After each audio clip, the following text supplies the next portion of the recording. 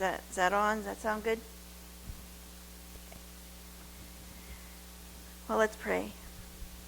Father, I ask you to guide me by the Holy Spirit. Give me the right word to speak today, even if it's not the word that I've written down. I trust you, Lord, to speak to the hearts of everyone here and to give them the message that you have for them. In Jesus' name, amen. Well, today's June 29th, 2019, just a few days before the 4th of July. And I have a bit of a historical message for you. I don't know about you, but I've been under attack a lot lately. You know, I'm just walking along, got my helmet of salvation on, I got my sword of the Spirit and my shield of faith, and I'm just walking along, got somewhere to go, just trudging down the road, and all of a sudden, tink, I get hit with a fiery dart. And I'm looking around thinking, what was that? And all of a sudden, thwack, right in my shield, you know, something else. I have had financial attacks, physical attacks on our children's well-being of late. Just seems like a whole lot of them, and just you know, they're coming from every side. Everywhere you look, there's fiery darts coming into my shield of faith. But you know, everyone goes through those things. Everyone goes through trials and tests of all kinds, and sometimes it can get you down. Sometimes it starts to feel like life is crushing you, and there's just no way you can make it through. But you know what? God has a habit of providing a way where there seems to be no way. Amen. And he will always bring you through. Like the song says, our God is an awesome God. He reigns from heaven with power, wisdom, and love. And I have some examples here. The first one is from Exodus, the 14th chapter. If you want to turn there, you can. But basically, it's the whole chapter. Where, and I'm sure you're familiar with this. The Israelites are up against the Red Sea, and they see coming behind them the entire forces of Egypt after them, the chariots and the whole bit, all of the forces of Egypt coming against their little group, and there's nowhere for them to run because they're up against the Red Sea. And can you imagine what that must feel like? You know, you're just wondering, where are we going next? It's hot, I'm tired, I'm thirsty, and then you look behind you and it's like, oh my goodness, what is that coming after me? But if you read in Exodus, the 14th chapter, the pillar of fire that God was leading them with, it was how they were able to see where God wanted them to go. It stopped, and it went from being in front of them, and it went around behind them and stood between them and the Egyptian army.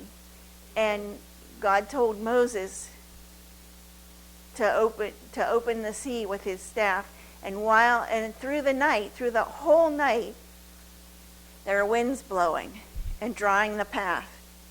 The path that, by the way, has been since found. There's a rocky ledge in the Red Sea that people have since located. It was the only place that you could actually cross the Red Sea. It was there. God knew it was there because he put it there. But the waves just rolled back, and the wind blew and dried out a path while God was preventing that army from coming forward. And then they crossed through, and when they got safely through to the other side, God said, okay, close it up.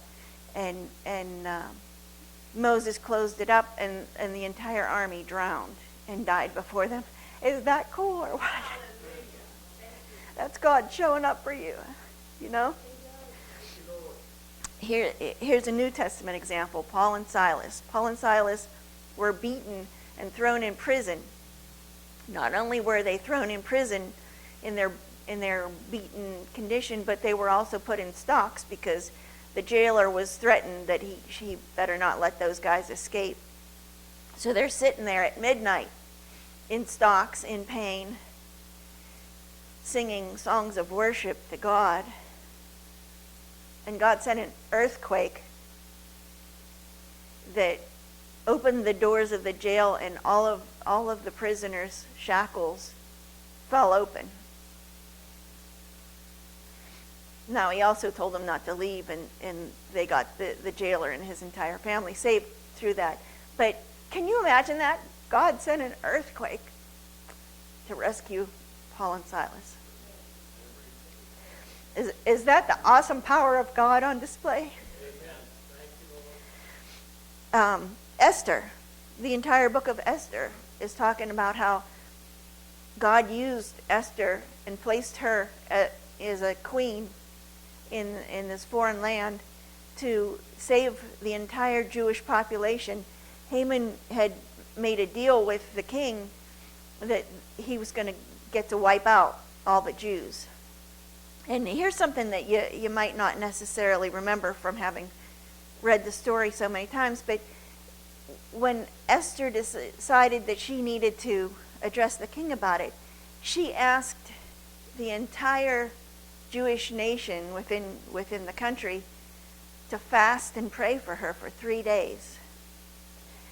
And she also, along with all of her maidens in the palace, they also fasted and prayed for 3 days, and God gave her wisdom to curry the favor of the king through food. And the entire Jewish nation was saved. Those are cool things, but we also see sometimes you have to go through that trial. Daniel in the lion's den, then God saved him, but he was thrown in the lion's den. The 3 Hebrew children, God saved them. They came out without even smelling like smoke, but they were thrown into the fiery furnace. Joseph, God saved him and brought him out, but he spent years in prison unjustly before that. But our God is faithful, and I wanted to bring to you a story, a true story, a true account of what God did for the Continental Army and George Washington during the Revolutionary War. Now, you've probably heard of Nathan Hale. There's a number of patriots that you're familiar with that we know what they did during the war, but there are also people that we have never heard of, that I've never heard of, that actually God used to bring about the victory. Have you ever heard of Abraham Woodhull? How many of you heard of Benjamin Talmadge? No. Austin Rowe? Robert Townsend? James Rivington? Any of these names sounding? No, they were not signers of the Constitution. They were part of the Culper Spiring. Have you ever heard of the Culper Spiring? No? Me neither, but it is the coolest thing, and I'm going to tell you about it. Now, when the war began, George Washington took on the commander-in-chief position in the Revolutionary Army, and he was already a soldier. He had already fought with the British on the side of the British in the French and Indian War 20 years before. He knew what he was up against when he decided to become the commander-in-chief. The British Army was the most elite fighting force that existed on the face of the earth at that time. They had a lot of military experience, and they always won. They were well funded. They were well fed. They had plenty of arms and ammunition. They trained incessantly. when you became part of the army, the British Army, that was pretty much what you did. You know, it was your job, and you practiced all the time. And Washington knew this. He also knew what he had for an army. They were mostly militia, which may have had a little bit of training experience, may have had a little fighting experience if they were older. Like I said, they fought the French and Indian War, the militia, 20 years earlier, but you don't generally have 40-year-old soldiers. You got the young guys, right? You got the 16, 18, 20-year-olds. So George Washington did a lot of praying.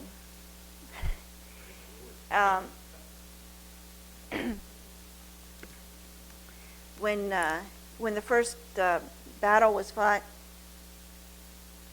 they won the first battle because of the Battle of Boston, the siege of Boston, because they basically outweighed them. There was a good physical location, and basically the British Army just got tired of trying to get through, and they went off to Canada and regrouped. But George Washington knew that basically he was going to be good if he could just live to fight another day every time they met in battle. But he really hoped to hold New York City, which was the second largest city in the colonies at the time. The largest city was Philadelphia. But New York was right in the middle of the colonies, and it had a deep sea port which was necessary to get ships to come in. So he knew that if he wanted to have any chance whatsoever of holding of winning, or at least not losing right away, was to hold New York. Now, he was greatly outnumbered in troops. They had a whole lot more people, but he did his best to cover all of the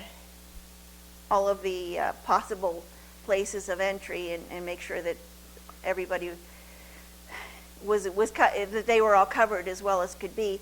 But the British found a way in, and they basically were winning and taking over New York, which was something that Washington felt he couldn't do. He couldn't let them take over New York. When the battle was basically over, and he had Manhattan, and they had pretty much the rest of New York, and he was stuck in Brooklyn Heights.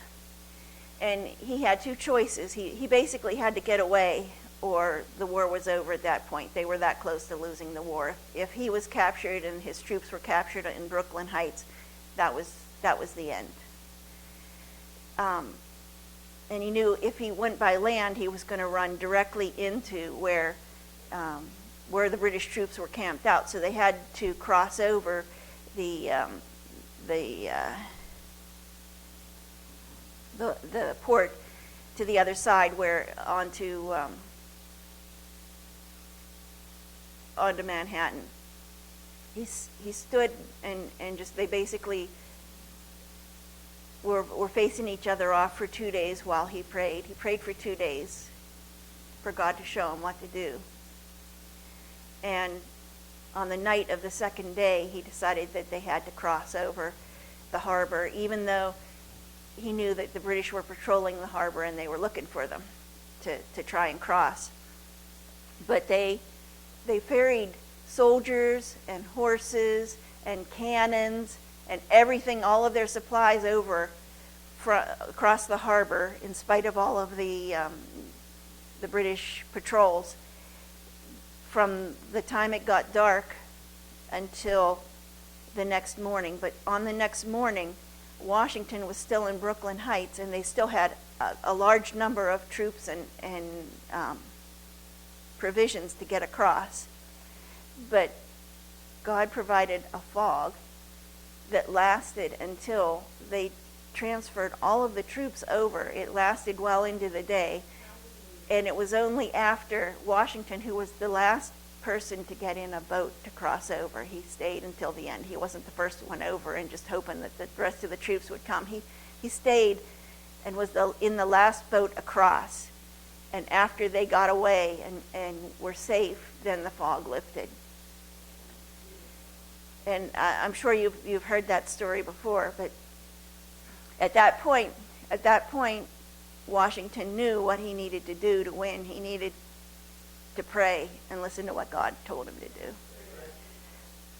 Well, he knew that he couldn't outfight the British Army. He knew that he had to outspy the British Army. So he started to send spies in and try and get them into New York, figure out what was going on, because he wanted to take that city back. He felt that it was necessary to win the war. He had to take New York back. And so a brave young man named Nathan Hale volunteered to go in. Now, Nathan Hale was not from New York. He didn't know anybody in New York. He didn't know the land. And he had a very sketchy cover story. So when he got there, was able to spy out some information, but he was caught in trying to get back across the lines to Washington, and he was summarily hanged for treason because he was spying. He was caught as a spy. And that greatly affected George Washington, the loss of young Nathan Hale. He was 21 years old. And but he didn't see at the time what else he could do. He had somebody that he put in charge of the of spying, of gaining intelligence, and this guy decided that what they needed to do was like send out a bunch of people, and that way at least one would get back and they'd get the information, and all would be well, and they could at least check between the two. If they're getting the same information from a couple of different guys, then they know it's good information. Well, he sent out 5 men, and 3 of them were captured. And Washington realized that he couldn't be spending people's lives in such a precarious way. So there was a young military man named Benjamin Talmadge who was under George Washington, and George Washington promoted him to be the chief intelligence officer, and he asked him to form a spy ring of people, not people who didn't know the place, but people who actually still lived in New York, who had grown up there, who were in place and just living their lives, doing what they normally did. And so Benjamin Talmadge formed the Culper Spy Ring.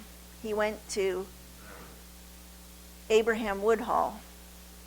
Now, Abraham Woodhull was from Long Island, a place on Long Island called Setauket, and he was Talmadge's neighbor. They grew up together. And he frequently traveled into New York City, although he lived on Long Island, but he traveled into New York City because he had a sister who lived there. She and her husband ran a boarding house in Manhattan, and so he would often go there just to sell some goods. He and his family had a store in Setauket, so he would take some goods into the city, sell them fresh produce, and visit with his sister and stay at her boarding house. So Talmadge went to Woodhull and said, we gotta get some intelligence. And Woodhull said, no, it's too dangerous. I can't do that. He said, well, basically somebody's got to do it, and you have reason to go back and forth all the time. People are used to seeing you go visit your sister and come back, so you'd be the best. And so Abraham Woodhull said, okay, I will do this with the understanding that nobody knows except you and me and General Washington, and I will pick the people, and it will be a secret, and no one will ever know. And he agreed to that. He took the message back to Washington, who agreed to that. And that's why you've never heard of the Culper Spy Ring, because it was secret. And the only reason they ever found out about it was because some of the messages that were sent back and forth were kept in George Washington's papers and when were found after he died. But George Washington never revealed this to anyone while he was living, because he promised Abraham Woodhull that he would keep him safe by keeping his name anonymous. And so they decided that they needed to have pseudonyms, secret names, so that if the messages that went back and forth were captured, at least it wouldn't be their actual names. So, and this makes me smile. The name that Benjamin Talmage chose to go by was John Bolton. They said it was a common name back then, but it makes me smile when I read that, John Bolton. And Abraham Woodhull became Samuel Culper, also a common name. They wanted it to sound like it was a real name, so they chose something, but it was like, John Smith and Jimmy Jones, could be anybody, could be lots of those people. So those were the names that they used. And it started out with just the two of them. Talmage was, of course, the army officer, and Woodhull would go into the city, stay with his sister, and come back and give the information to Talmage, who would take it to General Washington.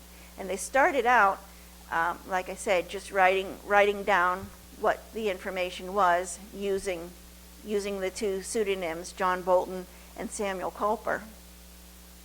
Well, they decided, and Abraham Woodhull was just a really nervous person. He just was having a hard time. He was breaking down under the stress of worrying that he was going to be found out in what he was doing. So they added another person, Caleb Brewster. Now, Caleb Brewster was a longshoreman. He had ships, had boats, and he was familiar with all of the coves and waterways in the area because he was into smuggling. He would buy goods and things in Connecticut and other places and smuggle them into New York, where he could sell them because they basically were cut off from everyone else, with all of the patriots being in the surrounding countryside. He would sell stuff to them. Now, they did get stuff by ship. They got tea that nobody else had at the time. You remember that little thing called the Boston Tea Party? So he was used to running from the British and escaping and dodging them. So he was happy to ferry the messages back and forth between Woodhull and Talmage, and he would add his own information as he went. He would add where the British ships were, how many troops were on what island, and what have you. But as time went on, they realized that they needed more people involved because the same guy going back and forth was starting to look a little suspicious, and Abraham Woodhull was just too nervous about it. So they added a tavern keeper in Setauket named Austin Rowe. And so Austin Rowe would get the messages, and he would also hear talk in the tavern, and he would add his own. So we had Abraham Woodhull gathering information, Caleb Brewster adding his information, now Austin Rowe, who was the tavern keeper, adding his information. At this point, Abraham Woodhull was so worried about them being caught that Washington had a new had to add a new item of secrecy to their plan. Now, at this point in history, invisible ink was commonly used. There was something, for instance, onion juice dries clear. You could write in onion juice and it dries clear, and you can read it by holding it up to a candle. That worked. Everybody knew about that. There were several different things that could be used as invisible ink, and the message would be read either when it was exposed to heat, exposed to light, or exposed to acid, like lemon juice. But the problem with that is it's not really secret when everybody knows what it is, right? So enter a chemist named James Jay. Now, I guarantee you've never heard of James Jay. I never did. But guess who James Jay's brother was? John Jay. John Jay is famous, somewhat, because he was the first Chief Justice of the Supreme Court. There is a criminal justice school in New York City named after John Jay. The John Jay School of Criminal Justice. It's the biggest criminal justice school in the land. Okay, this is John Jay. His brother James was a chemist. James invented a new form of invisible ink for the Culper ring. This new invisible ink had to have applied over it what he called a sympathetic stain. It was a chemical. It went on, it dried clear. When you got it, heat, light, acid didn't phase it, but there was another chemical that when you spread the chemical over it, it made it visible. It was a very complex chemical formula. It required a lot of specialized equipment to synthesize it. John Jay learned how to do it from his brother so that he could manufacture it for the Culper ring. He didn't know who he was manufacturing it for, but he knew that General Washington required it, and he made it. It had to be made in small batches. It was like worth more than gold in these tiny little bottles, and they had to use it very sparingly. So they started using, instead of the original handwritten messages with the secret names and the trusted couriers, now they wrote their messages in invisible ink, added a level of security. But Abraham Woodhull's nerves were shot, and he said, I'm quitting. I can't do it anymore. I'm about to have a breakdown. I can't do it. So he found someone who would take his place. And this someone was so secretive that no one knew who it was until the early 1900s. This was somebody operating in the 1700s, a spy. The main spy, he became the main spy. He became known as Culper Jr., and Abraham Woodhull added a senior to his name. He also operated a store. He had a general store in Manhattan. This guy was so secretive, it was only when someone was investigating and trying, and a lot of people did try to figure it out once they realized who this ring was, and there were two people that they didn't know who they were. It was this Culper Jr. and Agent 355, who was the only woman in the spy ring. We still don't know who Agent 355 was. We know that she was a woman of high social standing. Her identity was never revealed, and she was caught and possibly executed for spying. But Robert Townsend, Culper Jr., was finally found out when this guy who was just investigating and into history, and he liked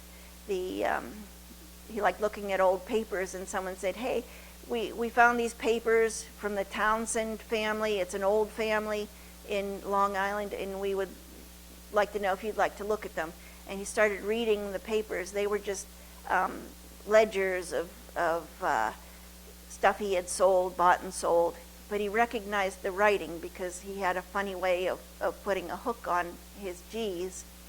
And he says, I know that writing. He went and looked and compared it to Washington's letters from Samuel Culper Jr. and realized that they looked exactly the same. He had a handwriting expert test it and confirmed that it was in fact the same writing. So he found out who Robert Townsend was through ledgers years later in the early 1900s. So Robert Townsend started working there.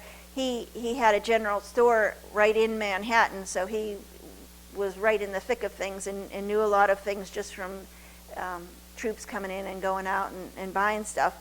But he also decided to bring into the ring the final member of the ring, James Rivington, who was a printer and bookseller, and he published a Loyalist newspaper called the Rivington Gazette. Now, what better cover can you have? He published a Loyalist newspaper. He interviewed the British troops about their great plans and activities and how many troops they had, and they were happy to tell him because he was one of them, right? And he's pushing that information across the line and giving it to Washington. Well, as you might expect, they were very careful when trying not to get caught. So in addition to the invisible ink, they eventually started using code numbers. Now this is how it went. Instead of a place or a person, that place or person got assigned a number. For instance, Agent 355, we just know her as 355. That's all we know about her.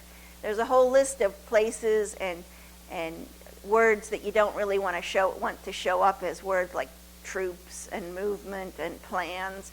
So they had numbers for all of these special words that they didn't really want to say, and they would write in numbers.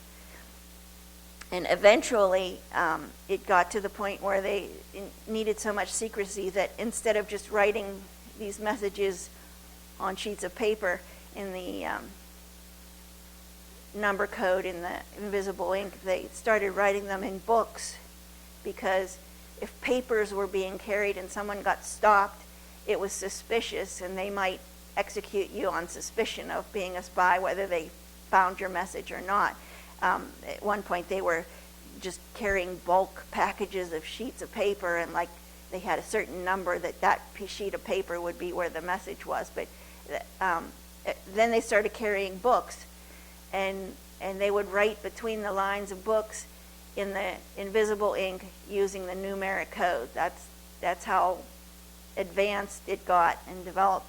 And this is, I have 4 things listed of the most impressive things that the Culper Ring found out and conveyed to George Washington. The first one was, as you might imagine, there wasn't a whole lot of money on the side of the Patriots at the beginning of the war, and there was a lot of inflation, and the British were hoping to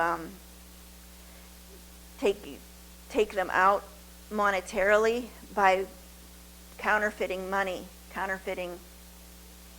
colonial money, and the Culper Ring discovered that they had gotten these plates, and they put a stop to it. They actually captured the plates and put a stop to them counterfeiting their money.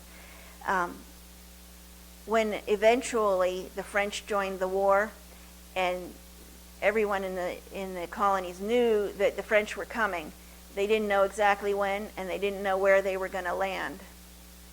But at some point, Washington was able to figure out where they were going to land, and he was trying to prevent all of the British forces from being there to greet them and shoot them down before they ever got out of their ships. So what he did was a little bit of counter spying on his own. He had them toss aside some papers signed by Washington himself, and it looked like they had fallen out of the saddlebags of a horse that was riding really fast. It was just on the side of the road, and the British found it, and it showed plans that he was going to attack New York. When the troops left to go meet the French where they were coming in, he was going to attack New York, it said. Well, because of the Culper spies telling him exactly what was going on within New York, he knew that he had no chance of actually capturing New York. But when he kind of let them capture word that he was about to attack New York, they then pulled back the troops that they were sending to meet the French. They pulled them back to defend New York because they didn't want to lose New York. In so doing, he gave the French time to arrive and get on land before the British were able to attack them, because they didn't send their troops. Also, the Battle of Yorktown. You're all probably familiar with the Battle of Yorktown, basically. It wasn't the last battle in the war, but it was the battle that won the war. And the reason that they won the Battle of Yorktown is because James Rivington, the publisher, either it's not certain whether they asked him to make copies, publish copies of the code book that they used, the British. They had this code that they would use to communicate between the ground troops and the ships. They had codes, and he captured the code book somehow, whether someone left it in his shop because they were always coming to hang out in his shop, or whether he actually was asked to print copies of the code book. They're not sure, but he got a copy of the code book, had it sent to Washington, and they knew what they were communicating to each other between the different forces of the British forces, and they were able to outflank them every time because they knew what they were going to do ahead of time because they had the code book. And the biggest one was they prevented Benedict Arnold from carrying out one of the greatest acts of treachery in American history, handing West Point over to the enemy.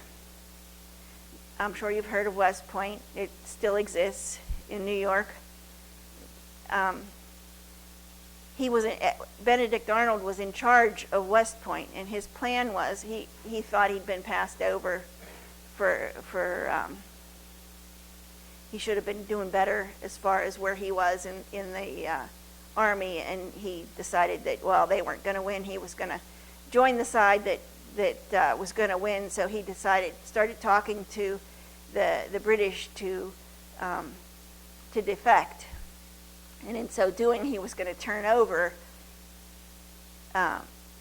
West Point to the British. He was also working to capture Washington because Washington was supposed to be coming to see him. Washington completely trusted him. Well, the Culper Spiring found out that there were troops moving. They were getting ready to go somewhere. They didn't know where, they didn't know why, but they knew something was going on. And when they actually captured John Andre, who had the papers on him explaining what was going on. It was the agreement between the British and Benedict Arnold as to what he was going to get for turning this over. He was captured because everyone was put on high alert because of the information that the Culper Spiring got to Washington about how the troops were getting ready for something. They were going to move, and it didn't seem reasonable where they looked like they were heading. So they put a stop to the Benedict Arnold got away. He escaped. He eventually fought for the British, but West Point wasn't turned over. The war wasn't ended. Washington wasn't captured because of the Culper Spiring. After the war, after all this happened, these guys just went back to their ordinary, normal lives. They just, never talked about it. There was one guy that talked about it, but for the most part, they just never mentioned it. It was just what they did for the country. And that is how God used the spies to bring about the victory in the war. And in conclusion, I want to read you this scripture. It's 2 Corinthians 4, verses 7 through 10. But we have this treasure in earthen vessels, so that the surpassing greatness of the power will be of God and not of ourselves. We are afflicted in every way, but we are not crushed. We are perplexed, but not despairing. Persecuted, but not forsaken. Struck down, but not destroyed.